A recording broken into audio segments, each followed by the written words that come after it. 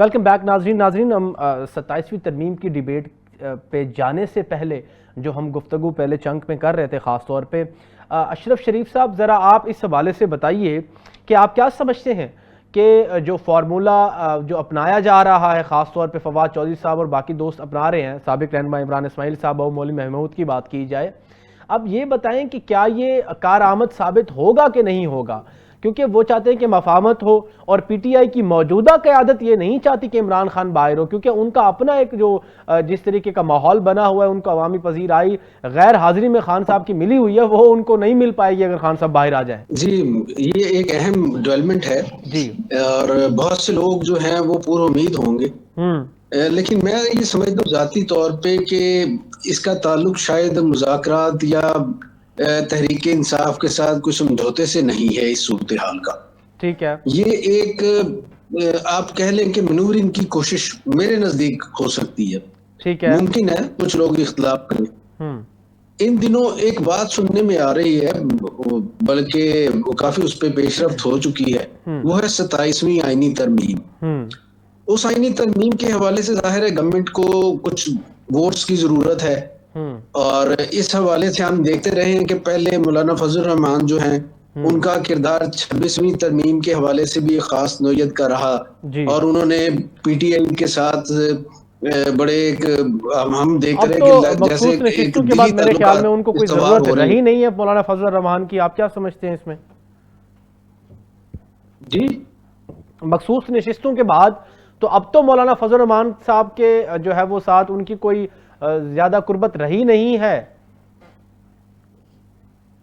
جی بالکل، وہ آپ کی بات ٹھیک ہے، لیکن آئینی ترمیم کی جو بات ہوتی ہے اس میں آپ کو ہر جگہ پہ زیادہ سے زیادہ سپورٹ کی ضرورت ہوتی ہے۔ ٹھیک ہے، کئی دفعہ ایسے ہوتا ہے کہ اس ترمیم کے لیے اسمبلی سے باہر بھی آپ کو ماحول جو ہے اپنے سازگار کرنا ہوتا ہے اپنے حق میں۔ ٹھیک ہے، تو جگہ ضرورت تو ہر قیادت کی اور ہر قائد کی ہوتی ہے، جماعت کی بھی ہوتی ہے۔ جی، تو اس صورتحال میں ایک طرف ہمیں یہ دکھائی دے رہا ہے کہ مولانا فضل الرحمان ایک دفعہ پھر پی ٹی آئی کے قریب ہو رہے ہیں، ملاقاتیں شروع ہو گئی ہیں، دوسری طرف یہ مذاکرات کی باتیں شروع ہو گئی ہیں۔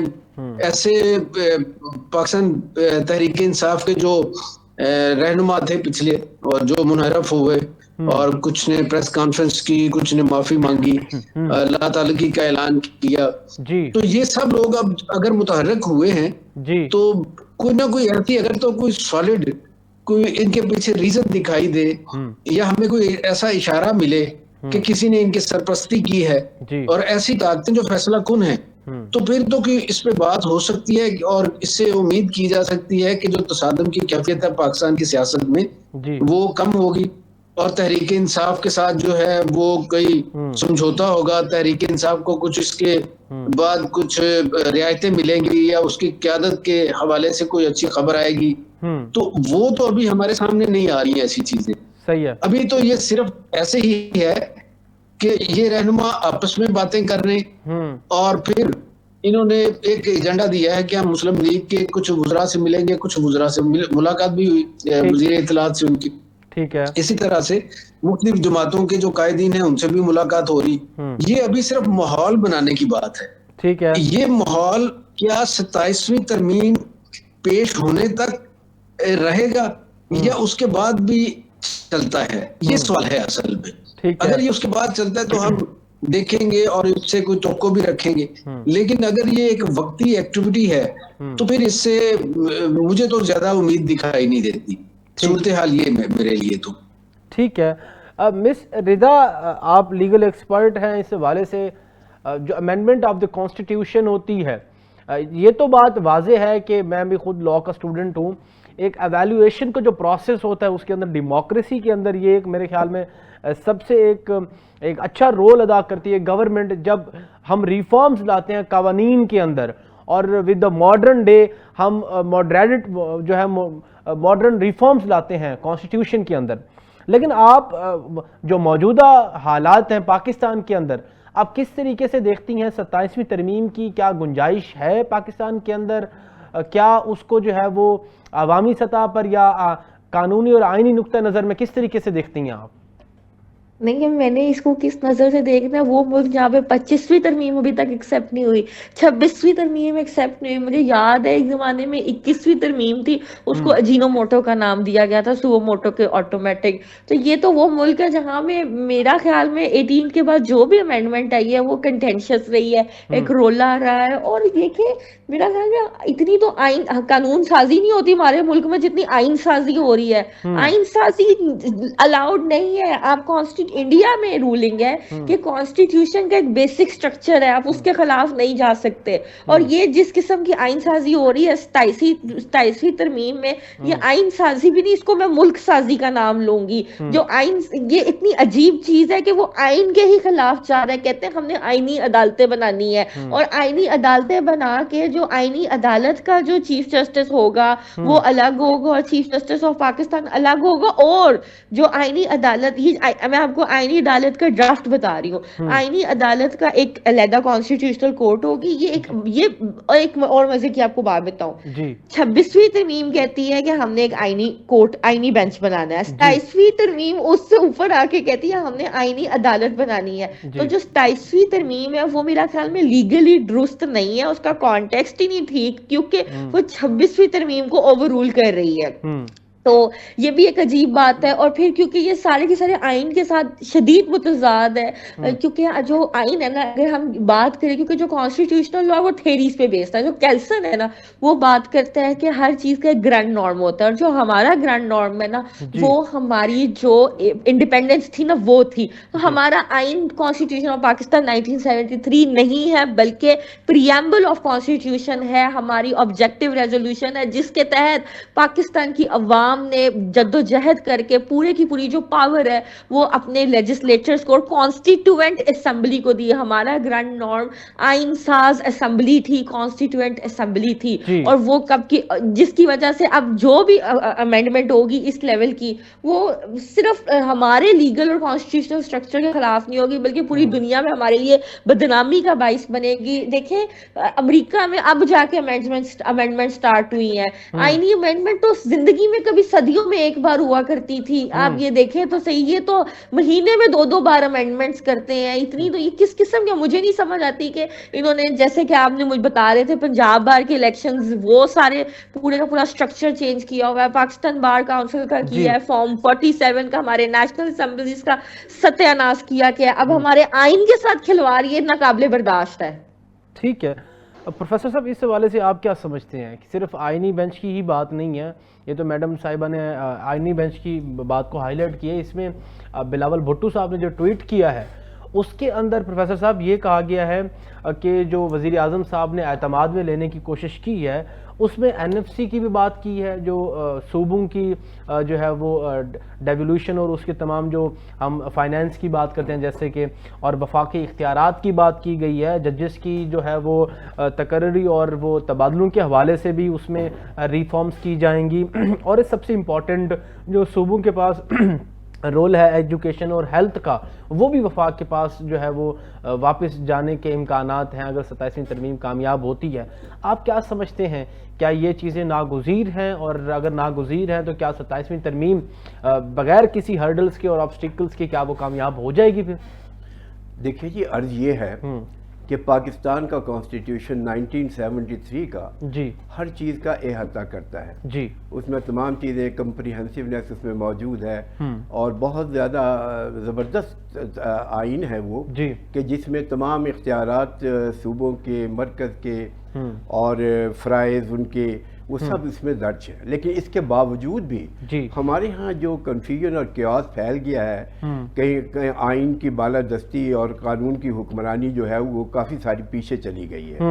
اب جیسے محترمہ فرما رہی تھی میری ساتھی کہ ذکر ہو رہا تھا جس کا بھی، کانسٹیٹیوشن میں ترمیم کا بھی ایک طریقہ ہے، اور اگر کسی چیز کی ملک کو ضرورت ہے تو وہ ترمیم جو ہے وہ ہونی چاہیے. اور اگر اس کی ضرورت نہیں ہے، بلا ایک ہوتی ہے روا ترامیم، روا قوانین، ایک ہوتے ہیں ناروا ترامیم اور ناروا قوانین.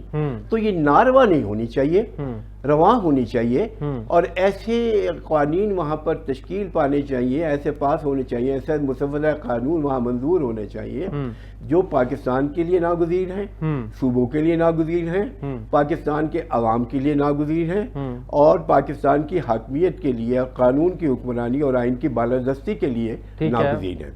और मेरा ख्याल ये है कि हमारे यहाँ क्योंकि मामलात ऐसे बन गए, देखिए अब हर जगह डिवीजन हो जाती है, अगरचे कॉन्स्टिट्यूशन सब कुछ बता रहा है लेकिन अदलिया में चले जाएं वहाँ डिवीजन है। अगर आप अपोजिशन में और अपोजिशन और गवर्नमेंट का रोल देखें, हालांकि दोनों का रोल ये है कि पाकिस्तान को इस्तेहकाम और तरक्की के लिए दोनों ही ज़रूरी हैं, गवर्नमेंट भी और अपोजिशन भी। लेकिन आप देखिएगा किस तरीके से खराबी आ रही है और KPK के सूबे में क्या कुछ हो रहा है, गवर्नर राज की बातें भी हैं और वहाँ से नॉन कोऑपरेशन भी है और जो वहाँ के चीफ मिनिस्टर साहब हैं वो बाज़ दफ़ा वो बिल्कुल ऐसे हो जाते हैं कि सिर्फ पार्टी की बात करते हैं। भाई बात यह है कि ये मुल्क आपका है, ये मुल्क हम सब का है, पार्टी के मफादात अपनी जगह पर हैं, सूबे के मफादात अपनी जगह पर भी हैं, लेकिन जो इनसे बढ़ के हमारे फ़राइज़ जो हैं वो मरकज़ के साथ वाबस्ता हैं, पाकिस्तान के साथ वाबस्ता हैं, तो हमें उनके लिए भी कुछ कुर्बानी देनी चाहिए। और मैं ये नहीं कह रहा हूँ कि आप अपने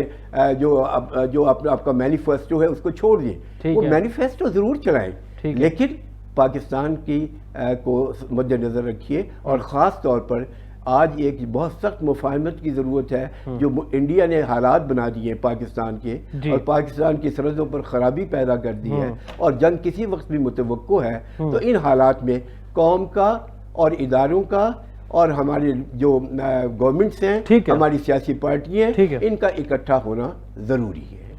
शेख साहब आप क्या समझते हैं, 27वीं तरमीम क्या कामयाब हो सकेगी? लगारी साहब ये मेरी बात आप नोट फरमा लें जी, ये पास भी होगी जी और बड़ी स्मूथली पास होगी इंशाअल्लाह ताला। नेक्स्ट किसी प्रोग्राम में हम मिलेंगे, ये आप लिख लें, ठीक है। अच्छा, उसमें अगर आप अब मौजूदा कंडीशन को देखें, ये सारी जो आज बिलावल साहब का ट्वीट है जी और वज़ीर आज़म साहब का बिलावल को मिलना, ये पहला राउंड है, ठीक है।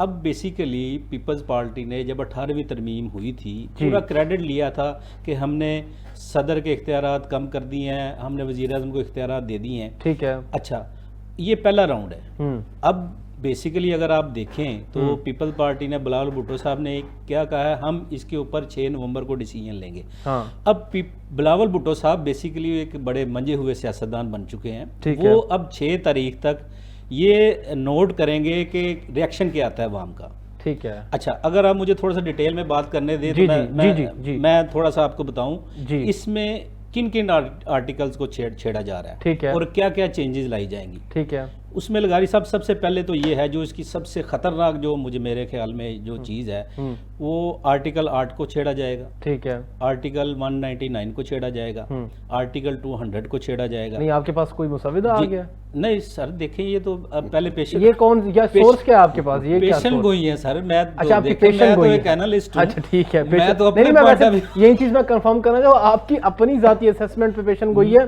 या जो आपको कोई सोर्स आपके पास पहुंचा है? ऐसा कोई सोर्स तो नहीं है मेरे पास, ठीक है। तो मैं तो एक एनालिस्ट हूँ, मैं तो आपको मेरा अपना पॉइंट आ गया सर, आपकी ये पेशन गोई है, ठीक है, समझ गया। अपना पॉइंट ऑफ व्यू सर आ गया, कंटिन्यू प्लीज कंटिन्यू। अच्छा, उसमें आईनी अदालत को रखा जाएगा, उसके बाद जो आपके जो इख्तियारात हैं उसके एजुकेशन के और हेल्थ एंड पॉपुलेशन के, वो तो बिलावल साहब ने बता दिया, ठीक है। सूबों से लेके वो उधर आएंगे, और उसके बाद जो अब आ जाए आप आर्टिकल 8 पे। आर्टिकल 8 क्या है?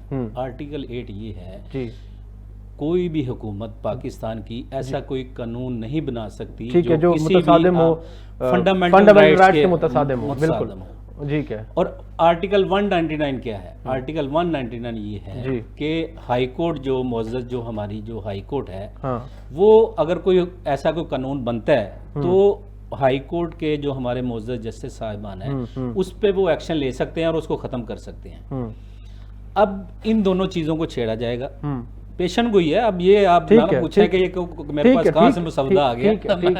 अच्छा, उसके बाद आर्टिकल 200 क्या है? आर्टिकल 200 ये है कि वो आपके जो प्रेसिडेंट साहब हैं वो किसी भी जज का जो है ना वो तबादला اور جو ان کی جو ہے نا وہ پریزیڈنٹ کو اختیار دیا جائے گا، آپ یہ کہہ رہے ہیں؟ پریزیڈنٹ کو اختیار دیا، ٹھیک ہے۔ اب اس میں اگر آپ اس کو باریک بینی سے دیکھیں، ان کو چاہیے 224 جو ہے نا وہ ارکان کی حمایت چاہیے، ٹھیک ہے۔ اگر پیپلز پارٹی 74 ووٹوں کے ساتھ گورنمنٹ کا ساتھ دیتی ہے تو وہ ان کے 237 بن جائیں گے، لیکن یہ 6 تاریخ تک خاموشی رہے گی۔ آپ کسی بھی پیپل پارٹی کے رہنما سے پوچھیں گے کہ جی آپ اس کے بارے میں کیا کہیں گے، انہوں نے کہا جی ہم نے وہ اپنے جو CEC کا اجلاس بلایا ہے، ہم 6 تاریخ کے بعد ڈیسائیڈ کریں گے۔ اب 6 تاریخ تک جو ہے نا اس معاملے کو دیکھا جائے گا کہ عوام کا کیا ریاکشن آتا ہے۔ عوام کا ریاکشن آپ کی اس کی پیشن گوئی کیا ہے؟ اب دیکھیں 26ویں ترمیم میں عوام کا کیا ریاکشن تھا؟ عوام کے ریاکشن پہ اگر فیصلے ہونے ہوں، میں نے شروع میں تو پھر آپ خود کہہ رہے ہیں کہ عوام کا، وہ کہہ رہے ہیں، آپ کہہ رہے ہیں کہ بلاول صاحب ایک منجے ہوئے سیاستدان ہیں اور عوام کی جو ہے وہ ریاکشن دیکھیں گے۔ عوام کا ریاکشن تو آپ کو مجھے میرے خیال میں اس میں پیشن گوئی ہوگی۔ عوام کا ریاکشن، اچھا سپوز کہ عوام کا ریاکشن 27ویں ترمیم کے جو ہے وہ برعکس آتا ہے، تو کیا پھر پیپلز پارٹی اس فیصلے کو اپنا تبدیل کر لے گی؟ کیا وہ وفاق کا ساتھ نہیں دے گی؟ 6 تاریخ تک یہ تیاری کی جائے گی کہ اس ریاکشن کے جو اگینسٹ یا ہم نے اس کو جو ہے نا وہ کس طرح ہینڈل کرنا ہے۔ ٹھیک ہے۔ میں نے جب بات سٹارٹ کی آپ کو تو میں نے رزلٹ تو میں نے اناؤنس کر دیا آپ کو۔ اچھا، اس میں جو اب موجودہ کنڈیشن میں جو ہے نا وہ سب سے زیادہ اب اگر دیکھیں تو اس میں جو سب سے اہم جو چیز ہے وہ یہ ہے کہ مولانا فضل الرحمان صاحب، مولانا فضل الرحمان کا تو اب میرے خیال میں کوئی رول رہا نہیں ہے اصل میں۔ اگر ان کی حمایت آتی ہے ان کے ساتھ، اگر وہ ان کی حمایت کرتے ہیں تو لیکن میرے ذرائع کے مطابق وہ رخ کر چکے ہیں اسلام آباد کا، روانہ ہو چکے ہیں، انہوں نے کہا میں آ رہا ہوں اسلام آباد۔ اچھا دیکھیں جی، وہ ایک بات کی بات ہے، اگر مولانا فضل الرحمان صاحب ان کے ساتھ کھڑے ہوتے ہیں تو ان کی چیزیں مزید سموتھ ہو جائیں گی۔ اچھا PTI کا رول بتا دیں اس میں ذرا شیخ صاحب، PTI کیا کرے گی پھر؟ PTI اصل میں یہ ہے کہ وہ میرے خیال میں تو وہ اب اس معاملے میں تو کہیں نظر نہیں آ رہی، ریزسٹ نہیں کرے گی اس معاملے میں، ان کی ریزسٹنس سے کچھ ہوگا نہیں۔ پروگرام کا وقت ختم ہونے کو ذرا آخری پوائنٹ جو وہ ان سے اشرف شریف صاحب، سر کائنڈلی 27ویں ترمیم کے حوالے سے آپ کی کیا پریڈکشن ہے؟ کیا یہ کامیاب ہو سکے گی؟ جیسے شیخ صاحب فرما رہے ہیں پیپلز پارٹی جو ہے وہ 6 کو اعلان کرے گی، اس حوالے سے CEC کے اجلاس کے اندر آپ کی کیا پریڈکشن ہے اس حوالے سے؟ یہ ذرا کوئکلی آنسر کیجئے گا، پروگرام کا وقت ختم ہونے کو ہے، پلیز سر۔ جی میری پریڈکشن یہ ہے کہ گورنمنٹ اب تک جو چاہتی رہی ہے وہ تو ہوتا رہا ہے، وہ کسی طرح سے بھی جائز ناجائز طریقے سے ہو، قانونی غیر قانونی طریقے سے ہو، یہ تو تفریق نہیں رہے گی۔ ٹھیک ہے، تو اس واسطے میرا یہ خیال ہے کہ وہ جو چاہ رہے ہیں وہ کر لیں گے آرام سے، کوئی ایسی پاور نہیں ہے ان کے سامنے جس کے ساتھ بارگین کی جائے، انہوں نے صرف بتانا ہے کہ ہم یہ کر رہے ہیں اور وہ ہو جائے گا۔ اچھا آخری چیز یہ بھی بتا دیں کہ پیپلز پارٹی اگر 6 کو اعلان کر دیتی ہے کہ ہم ان کے ساتھ ہیں، تو کیا مولانا فضل الرحمان صاحب کا یا PTI کی ریزسٹنس کوئی کام دے گی؟ جی اب میرا خیال ہے کہ سسٹم کے اندر وہ والا پہلے جو آئینی طریقہ کار ہم دیکھتے تھے، جس طرح سے سپورٹ لینی قانونی طریقے سے ہوتی تھی نظر آتی، وہ نہیں ہے اب تو جو انہوں نے طے کر لیا پھر سب اس میں آمین کرتے ہیں۔ کوئی اگر مخالفانہ آواز بھی اٹھتی ہے تو وہ اسے بھی مطمئن کر دیا جاتا ہے اپنے مخصوص طریقے کے ساتھ۔ اور مسودہ جلد سے جلد عوام کے سامنے لایا جائے گا یا 26ویں ترمیم کی طرح آخری وقت تک سامنے نہیں آئے گا؟ مجھے یہی لگتا ہے کہ کچھ چیزیں سامنے آ جائیں گی، کچھ اسی طرح سے ہمیں اسی وقت پتہ چلے گا جب وہ ٹیبل ہوگا بل۔ آپ کا پوائنٹ آ گیا، تھینک یو سو مچ سر۔ تمام مہمانوں کا بہت شکریہ جنہوں نے آج ٹائم دیا۔ پروگرام کا وقت ناظرین ختم ہونے کو ہے، ذرا ڈیٹیل ڈسکشن ہم نے کی ہے 27ویں ترمیم کے حوالے سے، لیکن یہ کچھ چیزیں قبل از وقت ہیں، کچھ چیزیں ہماری صرف جو ہے وہ ایک اسیسمنٹ اور پیشن گوئی ہے، لیکن یہ وقت ثابت کرے گا کس طریقے سے یہ معاملہ جاتا ہے۔ اپنے میزبان عمر شریف لغاری کو اجازت دیجیے، انشاءاللہ کل آپ سے پھر ملاقات ہوگی۔ اللہ نگہبان، پاکستان زندہ باد۔